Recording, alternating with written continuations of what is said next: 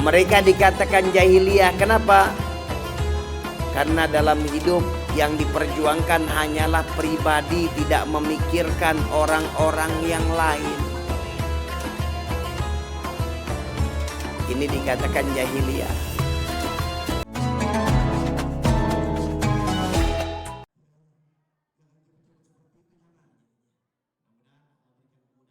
Kita bisa kenal kepada Allah ini berkah daripada perjuangan guru-guru kita. Berawal daripada guru paling mulia, pendidik paling ulung di dalam kehidupan dunia, yaitu baginda Rasulullah sallallahu alaihi wasallam.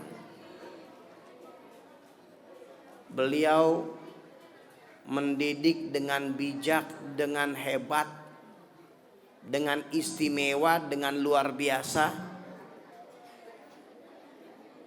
Pendidikan yang beliau mulai diawali di zaman yang beliau dijadikan oleh Allah Subhanahu wa taala membawa perubahan, yaitu zaman pada saat itu zaman jahiliyah.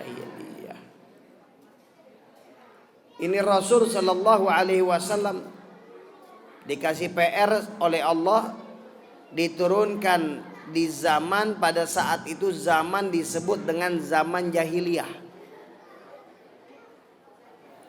Tapi zaman jahiliyah bukan berarti primitif, tidak. Karena di zaman jahiliyah mereka ini banyak daripada kaum bangsawan. Yang mereka ini pakai baju, banyak di antara mereka bajunya itu dari bahan sutra. Berapa tuh sutra itu? Taunya mahal aja ya.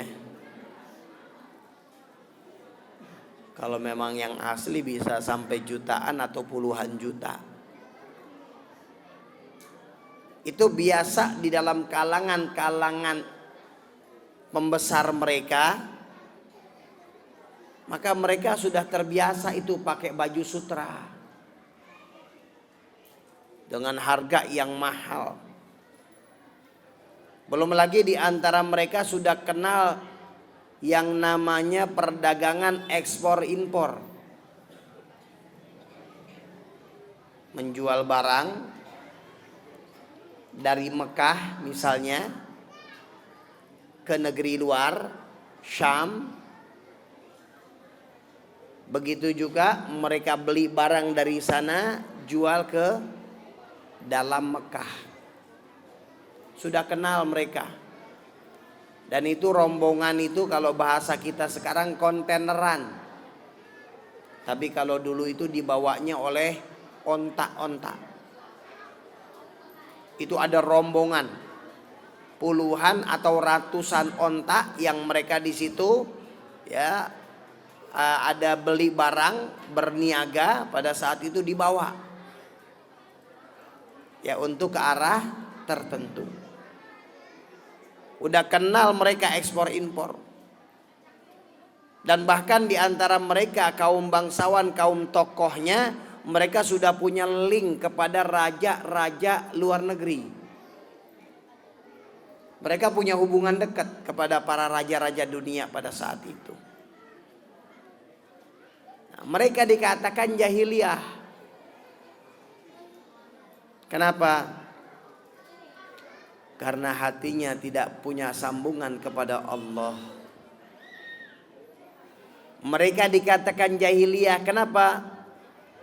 Karena dalam hidup yang diperjuangkan hanyalah pribadi, tidak memikirkan orang-orang yang lain.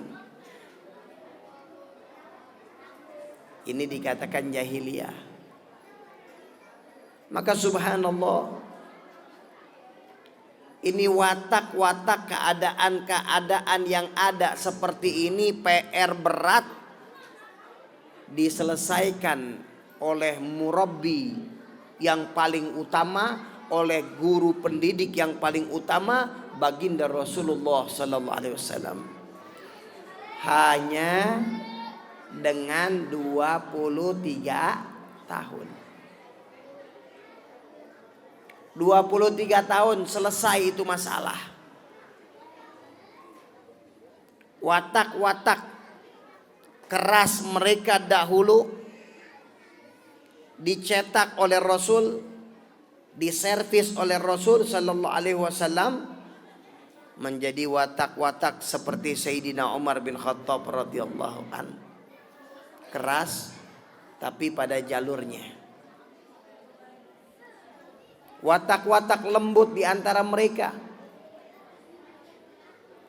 dicetak oleh Rasul sallallahu alaihi wasallam menjadi watak yang penuh dengan kasih sayang dan berprinsip. Seperti Sayyidina Abu Bakar Siddiq radhiyallahu anhu. Dan yang hebat itu para sahabat, mereka kalau ditanya, bahasa gampangnya kita, kalau ditanya siapa yang paling disayang oleh Rasul sallallahu alaihi wasallam, mereka jawab saya. Saya paling disayang oleh Rasul. Ini adalah menunjukkan kehebatan Nabi Muhammad sallallahu alaihi wasallam di dalam berinteraksi, di dalam bergaul, di dalam berbahasa basi kepada para sahabat. Dan tentu bahasa basi yang bukan kosongan. Memang faktanya beliau penuh kasih sayang. Beliau penuh perhatian kepada para sahabat. 23 tahun dirubah oleh Rasul sallallahu alaihi wasallam menjadi zaman keemasan.